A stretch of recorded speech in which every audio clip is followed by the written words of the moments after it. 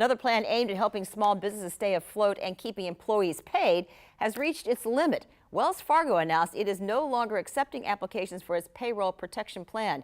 On your side's Ken Amaro talked with a small business owner who is trying to apply for help. For small business like this restaurant behind me, help is on the way from the federal government, but the application process has been a challenge.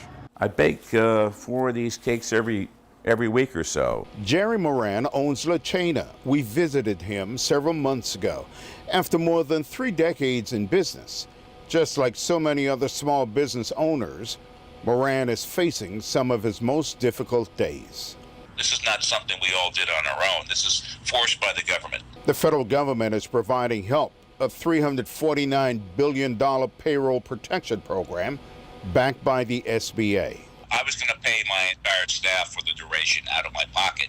And then this payroll protection program came along. The program rolled out last week, and Moran applied through his financial institution, Bank of America.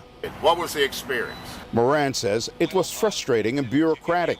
He says they wanted him to have an existing line of credit with the bank. He did not.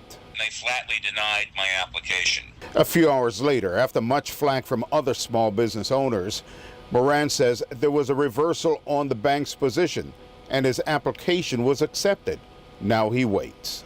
We all expect to see something. What are you anticipating? I asked for $50,000, which should cover a payroll for me for about 2.5 months, and some of the utility stuff like that. So far, Bank of America alone has received nearly $40 billion in loan applications. Moran says he requested an advance. Jerry Moran said he had always anticipated paying his employees out of his pocket, but he'll wait to see what happens with his application. Ken Amaro, First Coast News, on your side.